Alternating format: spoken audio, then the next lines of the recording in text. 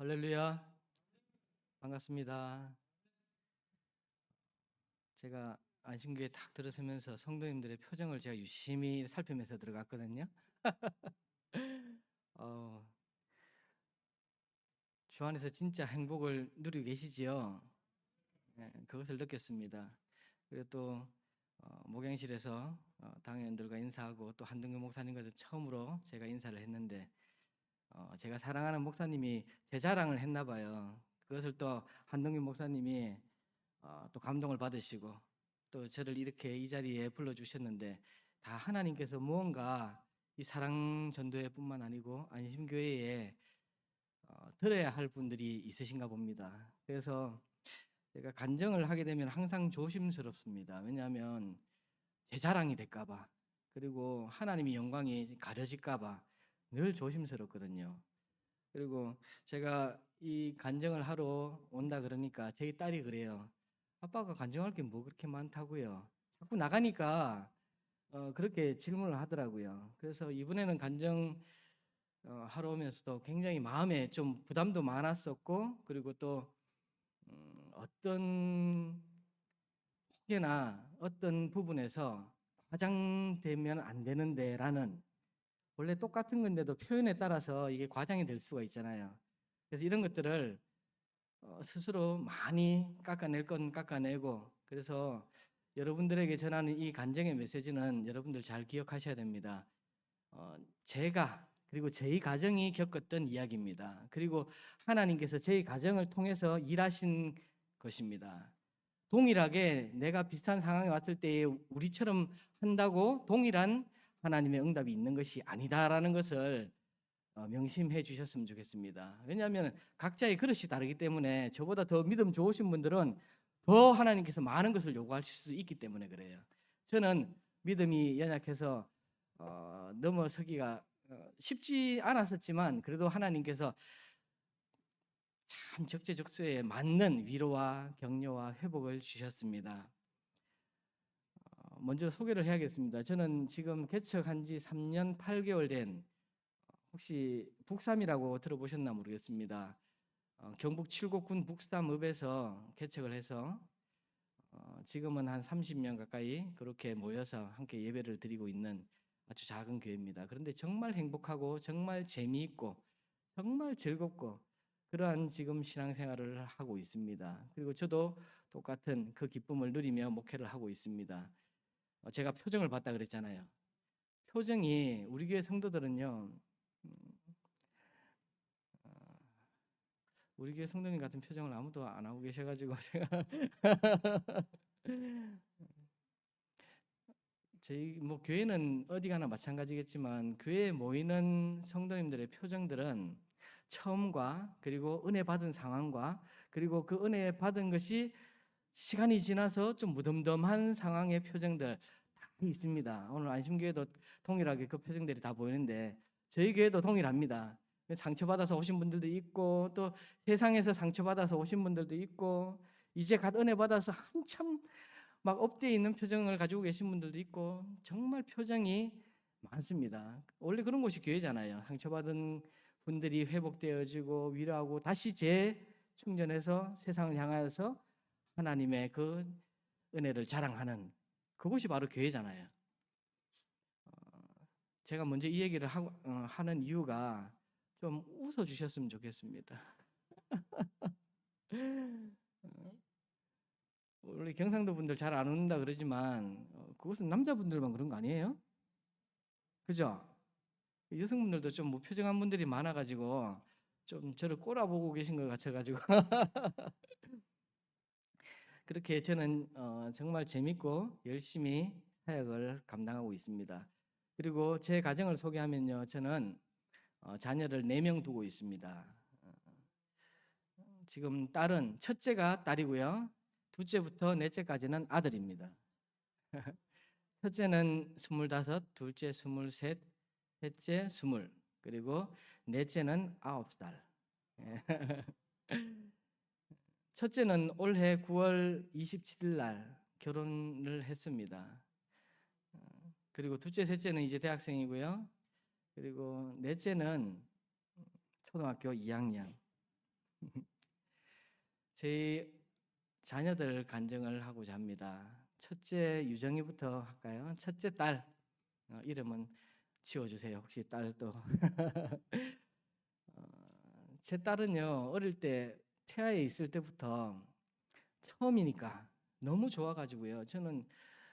저도 마찬가지고 제 아내도 마찬가지고 그 딸이 뱃속에 있을 때 태아에 있을 때 책을 정말 열심히 많이 읽어줬고요. 또 대화도 정말 많이 했습니다. 경상도 남자가 그거 쉽지 않거든요. 눈에 보이지도 않는 그 뱃속에 있는 아기에게 대화를 한다는 게 쉽지 않습니다. 그런데 놀랍게도 아이가 어느 정도 한 8개월 정도 됐을 때는요. 어느 정도의 교감까지 됐냐면 제가 그 아이 배를 이렇게 엄마 배가 있으면 배에다가 여기 3번 그러면은 볼록볼록볼록 3번. 그것도 반대쪽에 또 여기 3번 그러면 여기 볼록볼록볼록 그 정도의 교감이 있었어요. 그리고 얘는 태어나자마자 어, 제가 그 책을 참 많이 사줬던 기억이 납니다. 전집을. 그럼 그것을 계속 읽어줬었어요. 뭐 알아듣든 못 알아듣든 책을 많이 읽어줬는데 얘가 돌도 되기 전에 책을 보면요, 얘가 밤에 잠을 안 자려고 그랬었어요. 우린 자야 되는데 그러면은 책을 가지고 와가지고 엄마 아빠 이마에 못써 있죠 여기를 콕콕콕 찍어요. 읽어달라고. 그러던 애가 3살 좀 넘어서 혼자 한글을 독학을 해버렸습니다. 저는 외운 줄 알았어요, 책을.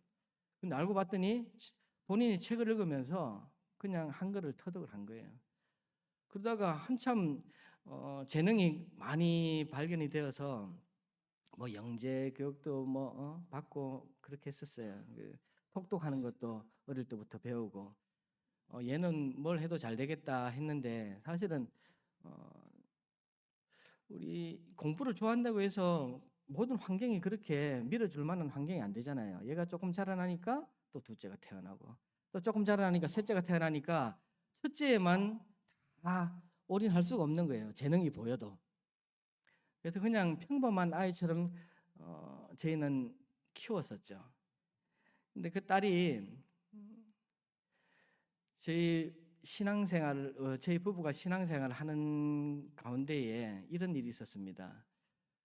한 필리핀의 선교사님이 그 필리핀의 아이들은 학업을 할 수가 없다. 환경적인 모든 문제들도 있고 또 물질적인 문제가 있어서 공부를 못 한다라는 거예요.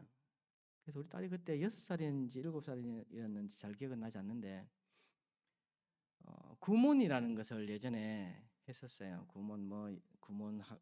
국어도 있고 수학도 있고 한문도 있고 뭐 이렇게 있잖아요. 그리고 우리 둘째, 셋째도 다 그걸 하고 있었어요. 근데 그 힘들다는 선교사님의 선교 보고를 듣고 저희 부부가 그때는 돈이 그렇게 여유가 없을 때였습니다. 그래서 기도하면서 고민했던 게 뭐냐면 우리 아이들 구몬 학습 1년치를 그곳으로 먼저 보내자. 그 마음에 감동이 왔었어요. 그래서 이제 아이 엄마가 딸한테 이야기했죠. 아이들한테 다 얘기했죠. 그러니까 둘째, 셋째는 좋아가지고 야호 이제 안 한다. 숙제도 없고 막 좋아가지고 막 그랬었어요. 근데 딸은 막 펑펑 울면서 나 하고 싶다고. 그때 우리 집사람이 어떻게 기도했냐면요. 하나님 저희 사정 잘 아시지요. 이 아이의 인생을 아버지께 맡겨드립니다. 앞으로 자라나면서 하고 싶은 공부 마음껏 하고 또 하나님께서 필요에 따라서 많이 붙여주시고 장학금도 많이 받게 하시고 이 돈 먼저 하나님 앞에 하나님 나라 위하여서 먼저 올려드립니다. 그렇게 우리 아내가 사랑하는 딸을 안고 그렇게 기도를 해줬습니다.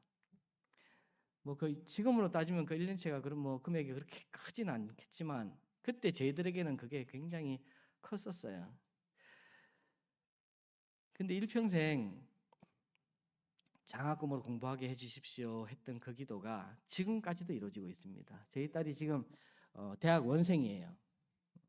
대학 원생인데 지금까지 장학금으로 대학생 때도 4년 장학생 지금 대학원도 장학금으로 공부를 하고 있습니다. 기도는 돈이 들지 않습니다. 믿으십니까? 이왕 하실 거면 입을 크게 벌려야 되잖아요. 우리 집사람이 참 믿음이 좋았어요. 입을 크게 벌리더니 그대로 이루어지더라고요. 딸은 초등학교 입학하면서 학원도 사실 잘 보내지 못했었어요. 그런데 그 기도가 하나님께서 어떻게 응답을 하시느냐. 교회 다니는 집사님들이 학원 하시는 집사님이 있었어요. 근데 유정이를 보더니, 딸을 보더니 제가 좀 가르치고 싶다라는 거예요. 우리는 못 이기는 척 좋으면서 예, 그렇게 하세요. 그러는데 그때가 3학년이었나 그랬는데 그때부터요. 또 학교 시험만 치면 올백인 거예요.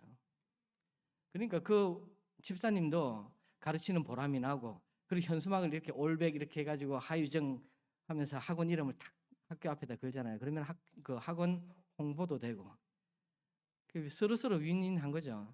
그렇게 굉장히 하나님께서 때마다 시마다 만남을 통해서 되게 하시더라고요. 그 고등학교 때는 고등학교 2학년 때였습니다. 학교에 도전 골든벨이라고 들어보셨어요? KBS 하는 도전 골든벨을 하는데 원래는 나갈 상황이 아니었다고 합니다. 고등학교 2학년이기도 했고. 그런데 나가게 됐어요. 그런데 최후의 1인까지 되었습니다. 그래서 하와이 연수도 가게 됐고요.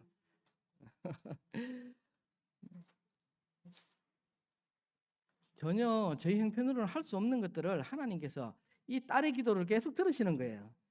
가장 먼저는 엄마의 기도를 들으셨고, 그리고 딸이 기도했더니 된다라는 그 기도 응답을 스스로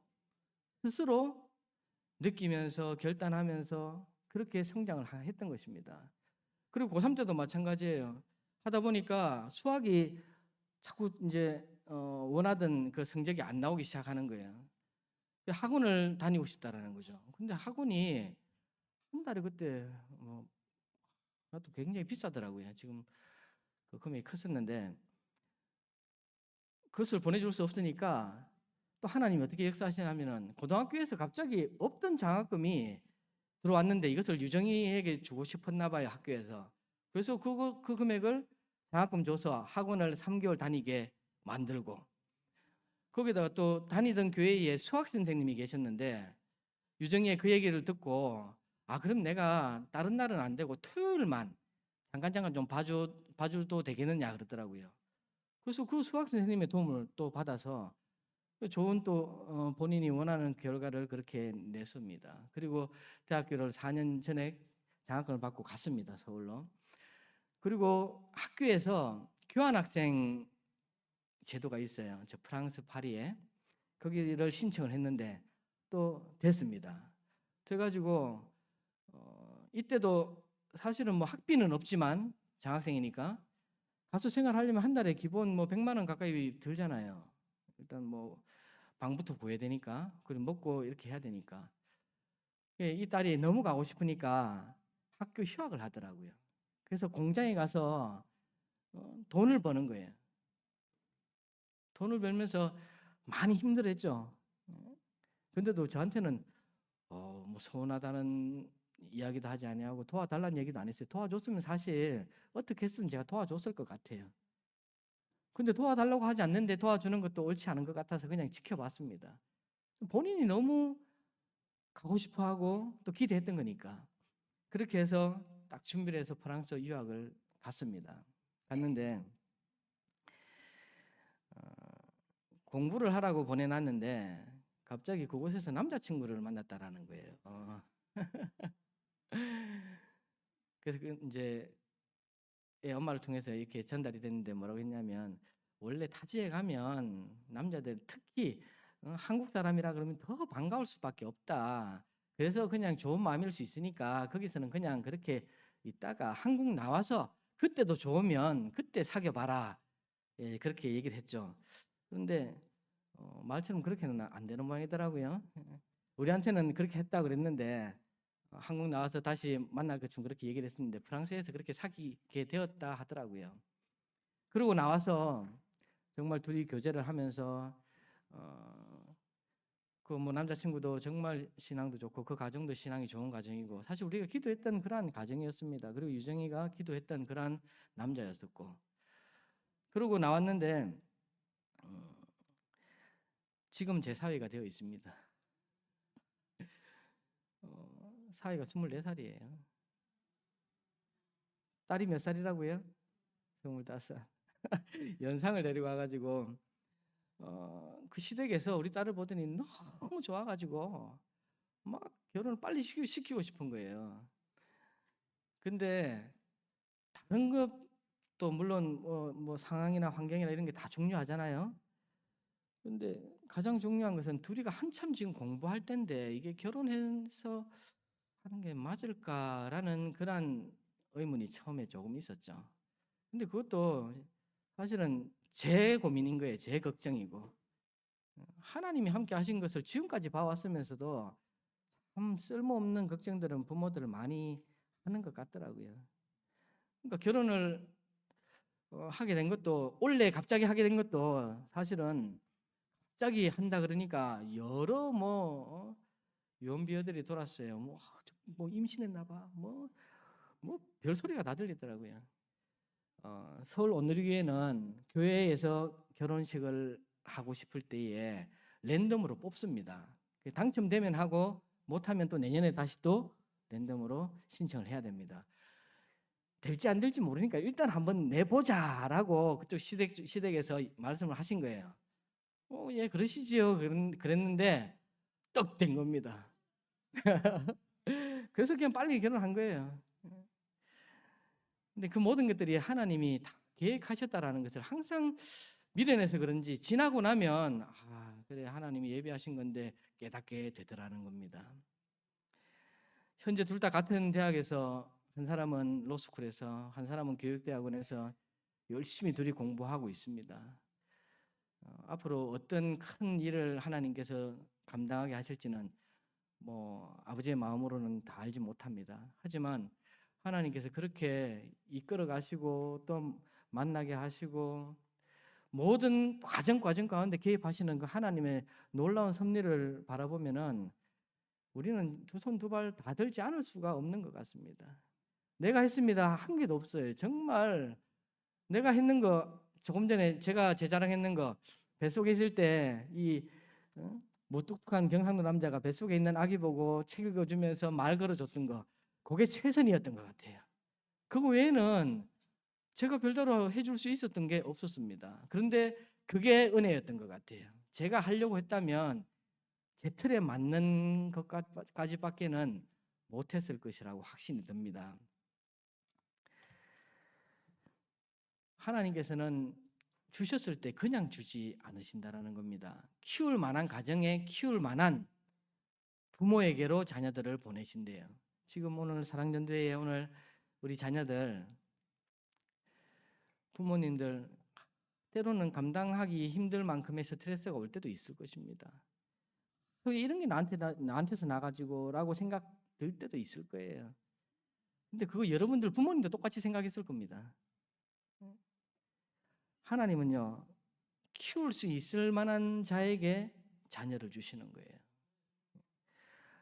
우리가 주님 앞에 드렸던 그 수많은 눈물의 시간들, 또 기도의 시간들, 하나님이 하나도 그 부모의 기도는 땅에 떨어지지 않겠다라는 약속을 하셨잖아요. 그것이 가장 중요했던 것 같습니다. 자녀들을 키우면서. 첫째 딸은 여기까지 하고요. 둘째까지 하면은 둘째는 목사님이 다음에 한번 불러주시면 또 그 귀한 간증을 하도록 하겠습니다. 오늘 주인공이 또 저 떡하니 또 앉아 있어가지고 그 주인공 이야기하기 전에 저희 넷째 이야기를 먼저 해야겠습니다. 저희 넷째는요 다운증후군으로 태어났습니다. 뱃속에 4개월째인가 5개월째 검사하죠. 그때에 다운증후군이 나왔어요. 그래서 양수 검사까지 해서 확진을 받았습니다. 근데 우리 이 막내는요 다운증후군 때문에 힘든 적은 별로 없었습니다. 근데 뱃속에 있을 때에 큰 문제가 하나 있었어요. 그게 뭐냐? 폐에 물이 계속 차기 시작했다라는 겁니다. 처음에 뭐 한 30%, 50%, 많을 때는 거의 한 70% 이상 이렇게 폐가 찼었어요, 물이. 그래서 의사 선생님이 뱃속에서 유산시키는 게 맞을 것 같습니다라고 이야기를 할 정도였습니다. 근데 그때부터 우리 부부는 작정 기도를 시작했죠. 교회에 우리 아내도 그때 전도사로 있었고 각 부서에 가가지고 같이 기도를 하고 있었습니다. 작정 기도를 했었는데 하나님께서는 20일째 되던 날에 그 기도에 응답을 주셨습니다. 그게 뭐였냐? 저 폐의 물을 없애주십시오. 요거였습니다. 하나님 우리 잘 키우겠습니다. 다운증후군 그거는 문제가 되지 않습니다. 하나님 저 폐의 물은 당장에 생명과 직결된다고 하셨으니까 저걸 없애주세요. 그렇게 작정기도를 했던 겁니다. 그리고 3주 후에 병원에 갔죠. 의사 선생님이 이건 기적이다. 더 이상 다른 말로 설명을 할 수 없다 그러는 거예요. 그러면서 첫 번째 찍었던 그 초음파 사진과 그 물이 찼을 때의 중간 거 그리고 마지막에 말랐는 것까지 보여주시는데 야 이건 의술로도 설명이 안 되는 부분입니다. 그러더라고요. 그리고 그 선생님이 사실은 첫째부터 넷째까지 한 선생님이 다 받으셨어요. 그러니까 넷째를 데리고 그 뱃속에 데리고 왔을 때는 정말 부모의 표정이 있잖아요. 다운증후군 그거 할 때도요. 양수 검사 하게 되면 또 돈을 추가로 더 받습니다. 그것도 안 받으신다 그러고 그건 해줄게요. 그러는데 그 부모의 표정이 있잖아요. 안타까운 표정. 아직도 저는 그 표정이 기억이 납니다. 어떡하시려고. 유산해도 되는데 그렇게까지 얘기를 하시더라고요. 근데 우리는 그거 괜찮다고. 근데 하나님께서 그렇게 폐물을 싹 제거시켜 주시더라고요. 근데 뭐 우리가 뭐 더 이제 그 놀라운 기적을 봤는데 우리 막내에 대해서 뭐 더 할 말이 없는 거예요. 근데 태어났을 때는 정말 연약했습니다.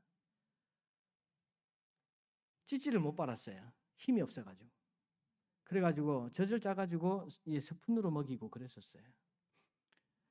그리고 어느 정도 조금 성장했을 때도 얘가 이제 너무 약하게 태어나다 보니까 걷는 게 2돌 넘어서 그렇습니다. 근데 우리는요 100일 때부터 칠곡 경대병원, 구미 차병원, 구미 순천병원 그리고 사설 재활센터부터 시작해가지고 어마어마하게 열심히 이 막내를 데리고 치료하려고.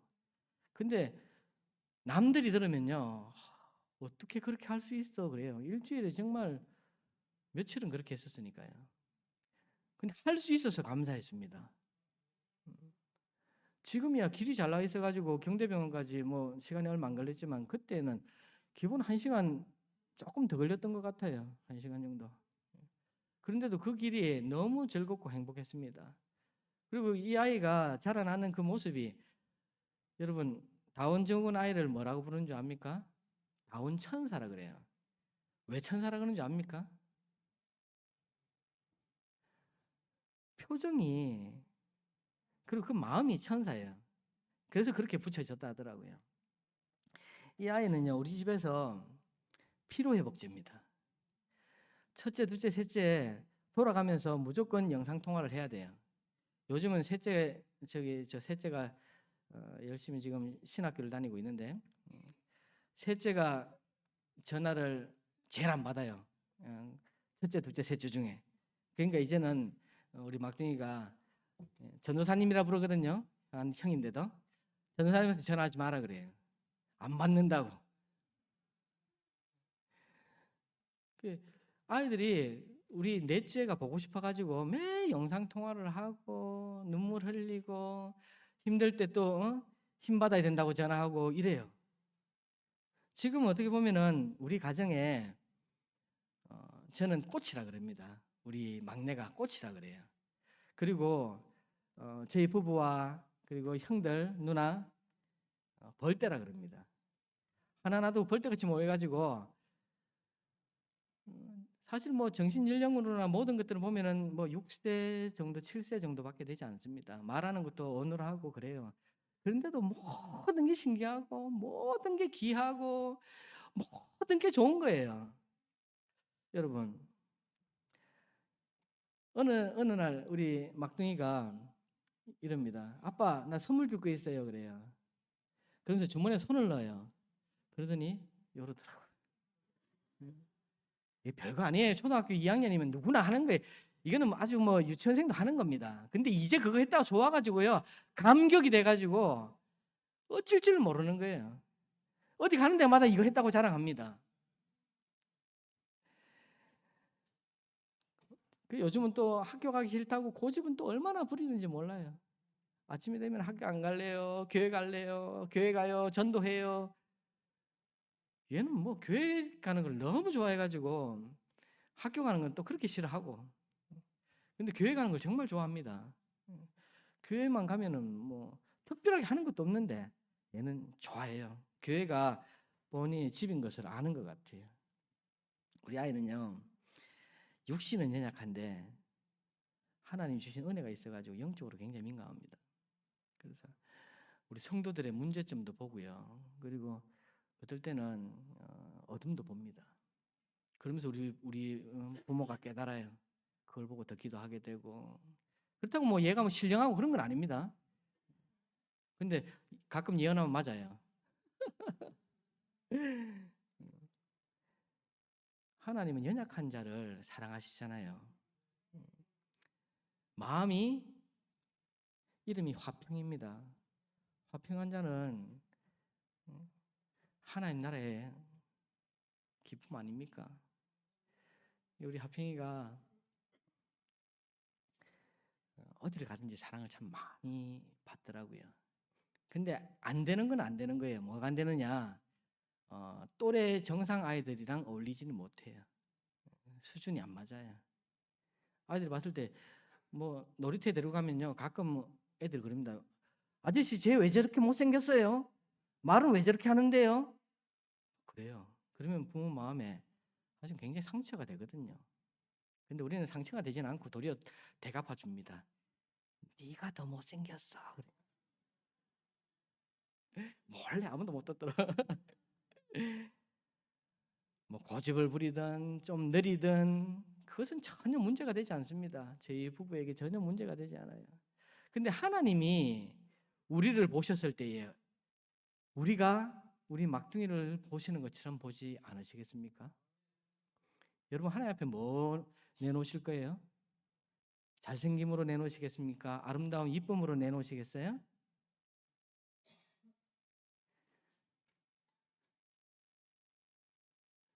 저는 그것을 늘 생각해 봅니다. 사람들은 외모를 취합니다.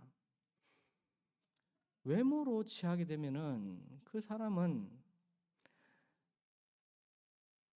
모든 기준이 외모가 되는 거죠. 근데 한 번도 하나님은 외모로 취하신 적이 없어요. 우리의 연약함이라고 고백할 수 있을 때에 하나님은 찾아오시는 겁니다. 내가 잘났다고 나는 내가 뭔가 할 수 있습니다라고 어깨에 힘을 내는 순간 하나님이 그 자리에 함께하지 않으신다라는 겁니다. 내 힘을 빼야 하나님이 함께하시는 겁니다. 그리고 그 기준점이 달라지기 시작합니다. 하나님 앞에 내가 잘 보여야지. 하나님 앞에 잘 보여야지. 여러분 하나님 앞에 잘 보이셔야 됩니다. 하나님이 다 책임져 주시거든요. 우리 화평이는 하나님이 우리 부부가 키울 만하니까 보내주신 거예요. 그래서 최선을 다해서 키우고 물론 최선을 다해서 키우지만은 100배 저희가 더 은혜를 받습니다. 그게 우리 막내 없었으면 어떻게 할 뻔했나 이 삭막한 아들 위에 둘 어떻게 했겠나 얘 때문에 웃고 울고 했다라고 이야기를 합니다. 조금 전에 한동규 목사님도 우리 막내 없었으면 어제 웃짤뿐 봤나 그 얘기를 하시더라고요. 막내가 그리 귀한 모양입니다. 근데 보내주신 이유가 분명히 있는 것 같아요. 여러분 내 모습, 내 있는 모습 그대로가 하나님이 가장 좋아하시는 모습입니다. 이쁘게 꾸민다고 이뻐지지도 않고요. 인위적으로 이뻐져 봐야 잠시 잠깐입니다. 성형을 해서 이뻐지잖아요. 그러면 남편의 사랑을 더 받을 것 같아서 성형을 했대요. 근데 그게 그 이쁜 것은 일주일을 넘지 못합니다. 그럼 또 이제 그 다음은 어떻게 하실 거예요? 나중에는 더 고칠 데도 없어요. 근데 제가 보니까 아내분들이 사랑받는 비결은 남편들 칭찬 많이 해주면은 사랑받더라고요. 딴 거 없어요. 남자들이 굉장히 단순하거든요. 물론 그렇지 않은 분들도 혹 있습니다. 근데 대부분 남자는 단순해서요. 칭찬해주고 높여주면은 알아서 내가 뭔가 잘하는 것 같다 싶어가지고요. 막 좋아서 어찌할 줄 모릅니다. 또 그래 하면서 이쁘다고 이쁘다고 그럴 거예요. 한번 해보세요.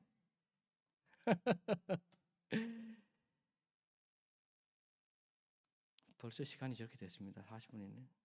오늘 주인공은 진짜 이제 시작도 안 했는데 지금부터 시작하겠습니다. 오늘 간증 주인공이 셋째 동건입니다. 우리 동건이는요. 관련된 스토리가 굉장히 많아요. 근데 이 이야기의 첫 번째 제목을 저는 죽음의 골짜기를 지나가다라고 지었습니다. 지금으로부터 16년 전입니다.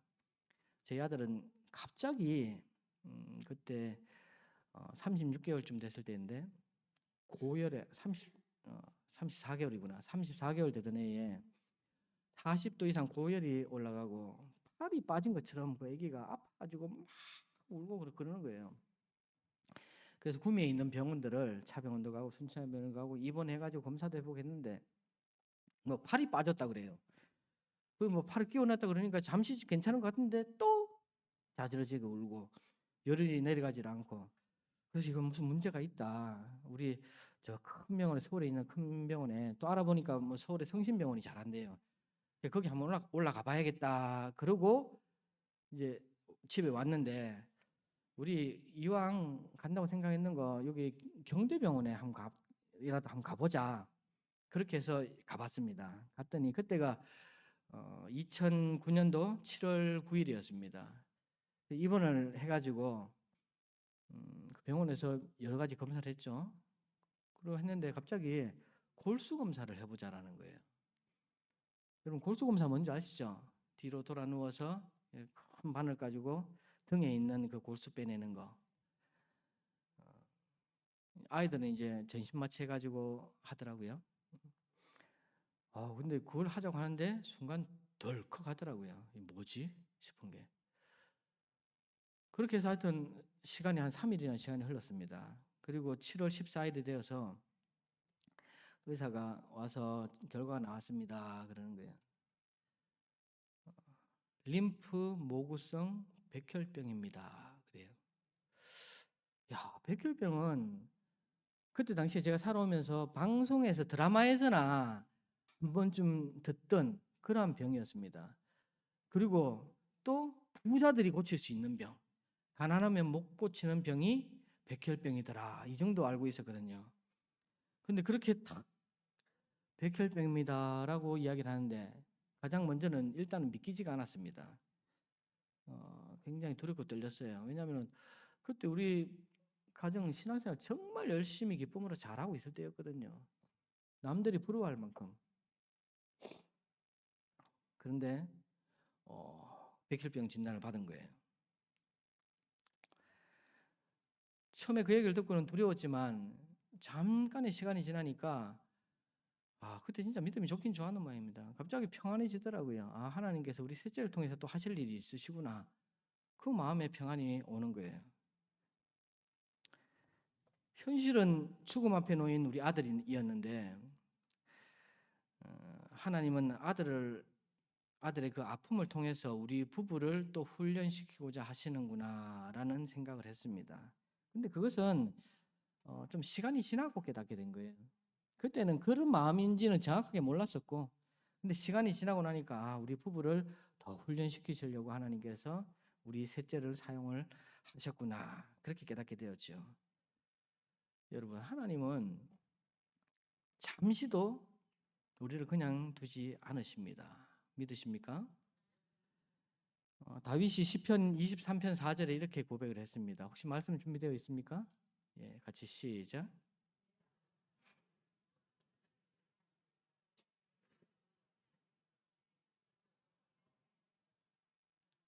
아멘입니까? 우리 가족은 바로 이 골짜기를 지나고 있었습니다. 그러나 함께 동행하시는 그 하나님을 느낀다는 그 하나만으로도 참 감사하게도 믿음의 결단을 하게 되더라는 거예요. 큰 믿음이 필요하지 않았습니다. 하나님이 함께 하시는구나. 그 믿음이 그 죽음의 골짜기를 지나가는데 두렵지 않게 만드셨던 것입니다.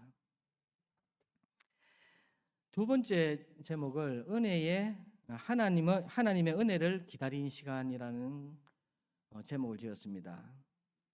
이 백혈병은요 두 가지가 있습니다. 골수성이 있고요, 이렇게 림프성이 있습니다. 골수성은 이식을 해야 되고, 림프성은 말 그대로 항암 치료 외에는 방법이 없는 겁니다. 4살짜리 아이가 항암 치료를 해야 된다는 것 자체가 이게 얼마나 위험하고 얼마나 힘든 일인지 모릅니다. 성인들도 힘들다 그러는데, 근데 이것도 한두 번이 아니에요. 총 13차까지 해야 되는. 처음 뭐 여기 케모포터 수술 받고 이제 처음 이렇게 이제 치료가 들어갈 때에 아이도 두려워 벌벌벌 떨고 또 토하고, 엄마도 그때는 뭐 모르니까 아이가 힘들어하니까 같이 울고, 그런 시간을 처음에 보냈습니다. 그리고 가장 두려웠을 때는 수혈을 받을 때였어요. 수혈을 받는데 어, 제가 그때 참 모르는 지식으로 이 수혈 받기 시작하면 못 고친다라는 그런 이야기를 한번 옛날 들은 적이 있었어요. 그래서 수혈 받는다 그러니까 그때는 좀 두렵기도 하더라고요. 근데 그 수혈을 통해서 뭐 의사 선생님이 뭐 다른 수치들을 올릴 수 있다라고 또 잘 설명을 해주셔서 그때 진정을 했었는데, 이번 당시에 아예 키가 91cm였고요. 그리고 몸무게가 15.5kg였습니다. 처음 병원 입원할 때. 근데 항암을 받을 때쯤 되면요, 몸무게가 한 10kg 이상이 그냥 찌버립니다. 물론 부작용이죠. 약에 대한 부작용입니다. 그리고 또 조금 이제 치료가 끝나갈 쯤 되면 또 한 10kg가 쑥 빠져버리는 거예요. 오히려 이게 왔다 갔다 하는, 어린아이가 10kg를 왔다 갔다 하는 거, 자신의 그때 당시에 15.5kg였는데 10kg가 그냥 쪘다 생각해 보세요. 어마어마했습니다. 우리 사진 한번 볼까요? 첫 번째부터. 요게 첫 번째 사진. 요 사진이 처음에 입원했을 때의 그런 모습입니다. 근데 두 번째 사진 보면은 여기 항암치료 들어가고 나서 이제 여기 보이시죠? 볼이 막 이렇게 부어 있는 거. 세 번째, 힘들어 가지고 저렇게 앉아 있는 모습입니다. 정말 저 때는 많이 부었었고요. 네 번째 보세요. 저 때는 앉는 것조차 힘들었었습니다. 여러분 한 보름 새에 10kg 한번 쪄보신 분 있습니까? 걷기도 힘들어집니다. 근데 저 때는요, 항암 치료하면은 막 토가 나고 막 이렇게 설사하고 힘들어지는데, 저거 하기 전에 살을 찌우는 그 부작용의 약을 이용을 하는 거예요. 사실은 앉은 자리에서 햄버거를 막 4개씩 5개씩 그냥 막 흡입을 합니다. 흡입을 하고 토하고, 그리고 또 배고프다고 피자를 먹어요. 그리고 또 토하고, 이것을 계속 반복을 합니다. 본인 스스로 조절이 안 되는 거예요. 스테로이드제 그 복용이 원래 그런 부작용을 일으켜서 살을 찌우는 거예요. 그래야지 항암을 이겨낼 수 있으니까. 그때는 진짜 34개월 된 아이가 이겨내기에는 굉장히 힘든 과정이었을 겁니다. 그래도 어쩝니까? 살리려면 해야 되죠. 눈물을 흘리면서 먹일 거 먹이고 또 안아주고. 그때는 정말 다른 생각이 없었습니다. 하나님 살려주십시오. 이 생명 지켜주십시오. 그거 하나밖에 없었습니다. 저희 부부가.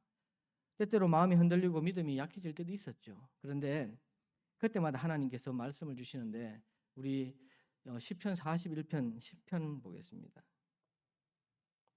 자, 시작.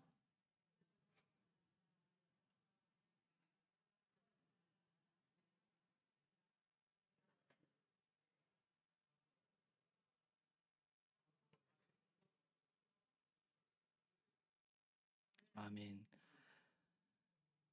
필요 때마다 우리가 두렵고 떨릴 때마다 놀랄 때마다 하나님께서 말씀으로 위로를 하시는 것입니다.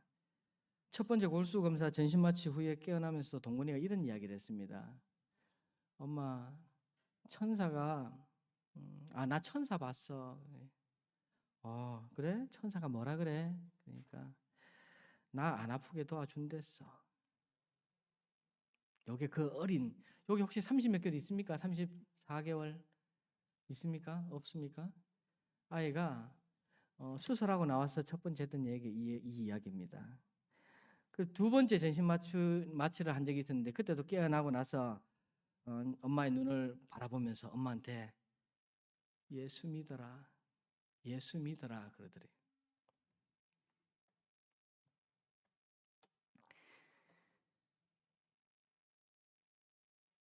예수님을 믿으면 이 모든 두려움이 사라집니다. 그러니까 예수만 믿으면 된다, 예수님을 의지하면 된다. 이것을 하나님께서 이 작은 아이를 통하여서 엄마 아빠가 위로받게 하시는 것입니다. 사실 동건이가 아프기 전에 하나님께서 주신 말씀이 있어요. 우리 아내에게 준 말씀인데 시편 50편 15절입니다.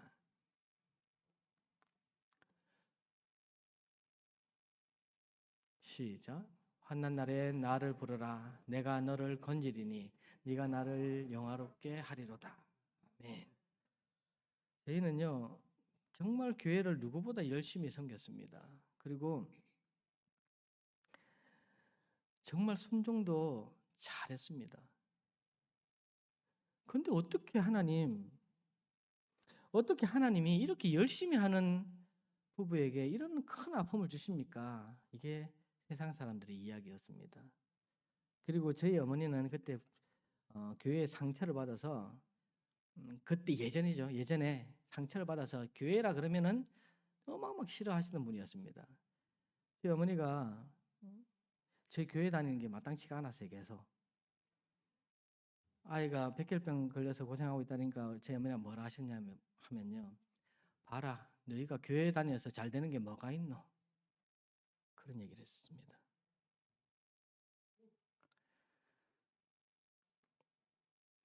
병원비가 정말 어마어마하게 나오더라고요. 진짜 어마어마하게 나요. 보름마다 한 번씩 나오고 또 좀 많을 때에는 뭐 일주일마다 한 번씩 또 내야 되고 그때 당시에는 뭐 특별한 큰 지원도 받지 못할 때예요. 지금이야 뭐 아이들 워낙 잘 돼 있어가지고 돈 별로 안 드는데 야 저희 어머니 잘 사셨는데 부자셨는데 병원비 일절 안 도와주시더라고요. 저희 누나도 마찬가지예요. 이건 우리 누나나 어머니 보면 안 되는데 뭐 다 아니까 뭐 사실이니까 뭐 어쩌겠습니까. 저희 누나도 잘 사는 집에 결혼해가지고 정말 지금도 잘 삽니다. 야 그때는 안 도와주더라고요. 근데 그때 당시에는 안 서운했어요. 지금도 물론 안 서운하지만 안 도와주니까 하나님이 하신 겁니다. 야 하나님 그렇게 하셨습니까? 나중에 알았어요. 이것도 참 미련해가지고요. 그때 당시에는 왜 안 도와주시지 그런 마음 먹을 여력도 없었어요. 하도 바빠가지고 일도 해야 되죠. 병원에도 가야 되죠. 돈을 모아야지 빨리 병원비를 납부를 할 거니까 왜 안 도와주지 서운할 여력이 없었다라는 거예요. 빨리 어떻게 해서든 돈을 구해서 병원비를 내야지 그 다음 항암 치료가 들어가니까. 병원에는 얼마나 냉정한 줄 압니까? 돈 안 내면 그 다음 치료 안 해줍니다. 그렇게 해서 제가 가서 먼저 죽은 아이도 봤어요. 같이 항암 치료 들어갔는데 돈이 없어서 포기한 그 부모들의 마음은 어떻겠습니까?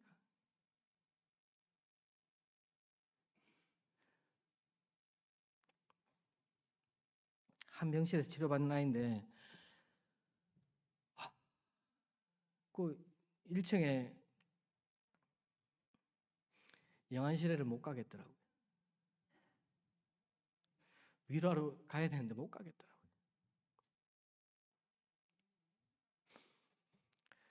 어른들이 먼저 돌아가시는 것도 물론 슬프죠.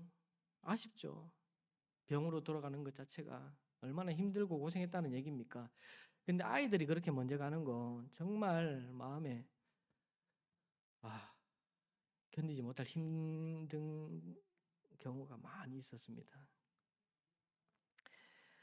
그리고 항암 시작하고도 하나님은요, 또 사도행전 말씀을 주셨어요. 항암 치료하고 나서 사도행전 2장 26절로 28절 말씀입니다. 시작.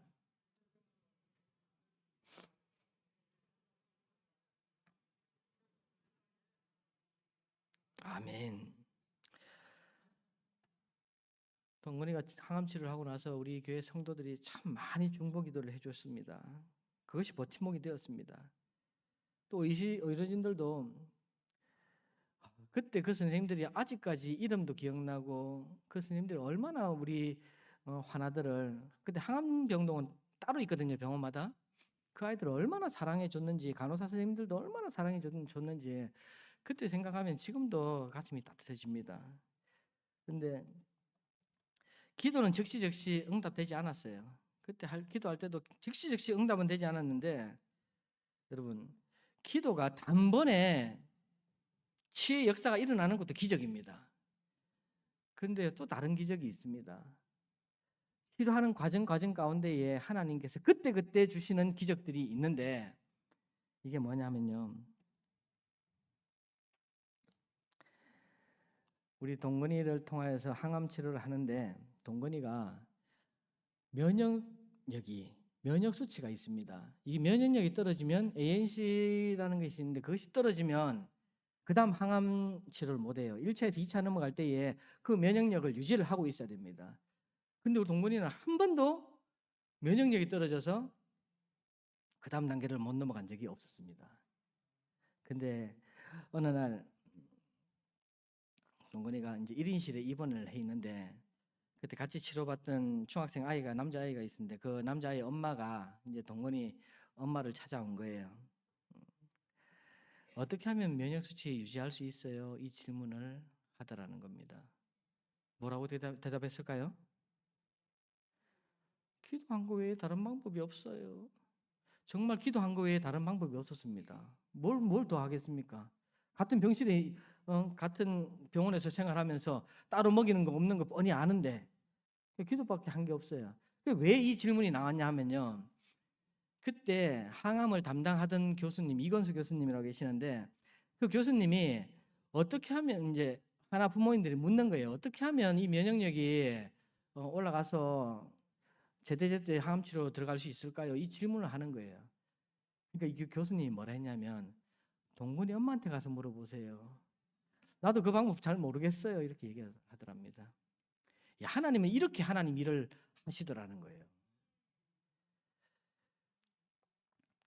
또 하루는 경임이라는 여자아이가 입원했습니다. 이 엄마는 중국 연변 엄마고요. 남편은 이제 남자 사람인데, 이 이주 여성 경임이 엄마가 하루는 동건이 엄마한테 찾아와서 이 질문을 하더랍니다. 다 같은 환자의 엄마인데 왜 동건이 엄마는 얼굴이 이렇게 환해요? 왜 얼굴에서 빛이 나요? 이렇게 묻더랍니다. 그래가지고 그래서 복음을 전했죠. 복음을 전했죠. 그래서 같이 교회를 다녔습니다. 얼마 전에 들은 소식인데, 이분이 힘없게 공부를 하셔가지고 지금 목사가 되어 있고, 중국 연변에 이제 선교사로 가려고 기도하며 준비하고 있답니다. 이게 하나님이 일하시는 방법인 것 같아요. 이런 일들을 겪으면서 우리가 내가 할 수 있었던 것이 있었나, 그것을 중간중간 지속적으로 깨닫게 하시는 거예요. 하나님이 하셨습니다. 하나님이 지금까지 함께 하셨습니다. 하나님밖에 없습니다. 이 고백할 때마다 하나님은 또 다른 방법으로 놀라운 새 생명의 역사를 이루어 나가시더라는 겁니다. 그리고 마침내 주치의가 모든 치료가 종결되었을 때에 이제 다 정상입니다. 완치가 되었습니다. 이 소식을 들었을 때는요, 정말 하나님 감사합니다. 하나님께 영광 올려드립니다. 이 아이를 하나님 하나님께 맡겨드립니다. 이 기도를 그제서 했습니다. 지금은 그렇지 않은데 그때는 굉장히 귀여웠거든요. 그때는 얘가 막내였으니까 또 더 귀여웠어요. 지금은 좀 징글징글합니다. 저 보이시죠? 이제 항암 치료 끝나고 나서 구몬의 표지 모델이 됐습니다. 그때 몇 회인지 생각 안 나는데 표지 사진 중에 한 장입니다. 저렇게 치료를 끝내고 동건이가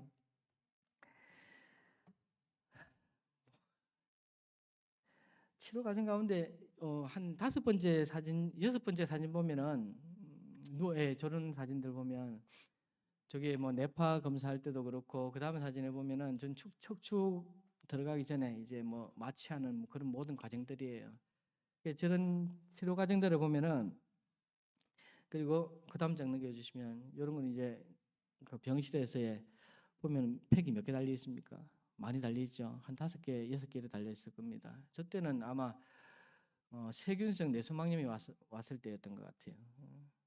죽을 고비 많이 넘겼습니다. 신종플루도 했고요. 병이란 병은 다 하더라고요. 그런데 신종플루 왔을 때 연예인 누구 아들 죽었다는 소리 들으셨죠?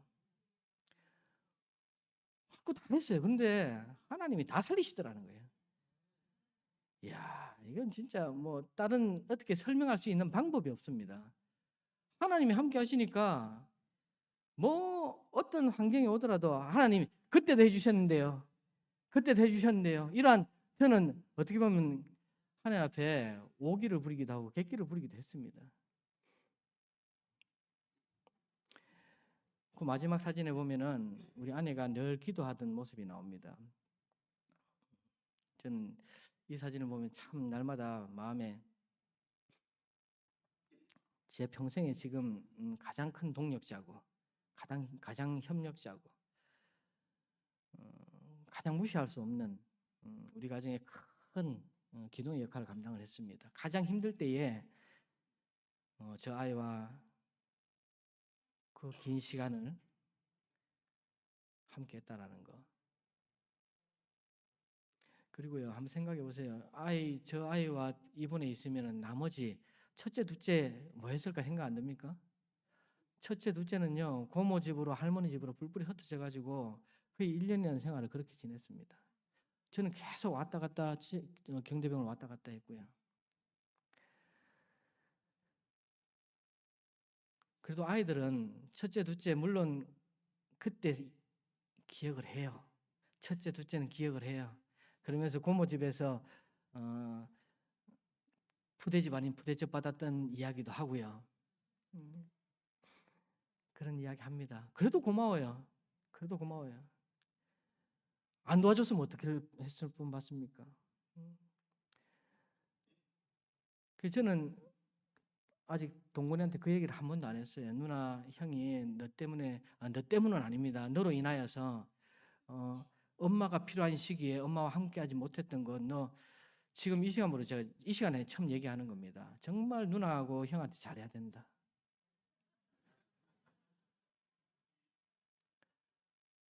그때만 생각하면 정말 셋째도 힘들었으니까 치료 과정이 너무 힘들었으니까 마음이 아프지만 첫째, 둘째도 동일하게 아파할 수밖에 없었고요. 힘든 과정을 겪을 수밖에 없었던 거예요. 이게 가족 아니겠습니까? 그 과정들을 이겨냈기 때문에 지금의 우리의 가정이 든든하게 세워져 가고 있는 것 같습니다. 그리고 이 모든 것들은 현재 진행형이에요. 완료가 아닙니다. 우리 자녀들 이야기를 했지만요. 자녀들이 앞으로 뭐 어떻게 될지 그 부분에 대해서 뭐 돈 자랑, 뭐 어디 위치 자랑 이런 거 할 것 같으면요. 안 하는 게 맞습니다. 그게 평생의 자랑이 될지 안 될지 어떻게 알고요. 항상 지금 나에게 베푸시는 하나님의 은혜 그것만 바라보고 여기까지 달려왔고 또 앞으로도 우리가 달려갈 길이 그렇습니다. 그러면서 우리는요 항상 내 것이 아님을 고백을 합니다. 우리 첫 아이, 둘째 아이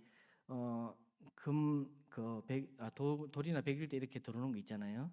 반지. 저희는 그거 개척교회 성년건축원한테 바쳤습니다. 그리고 셋째 돌반지 받았을 때는 이웃의 교회 목사님 신장 이식 수술을 한다 그래가지고 어렵다 그래서 또 그게 헌금을 드렸습니다.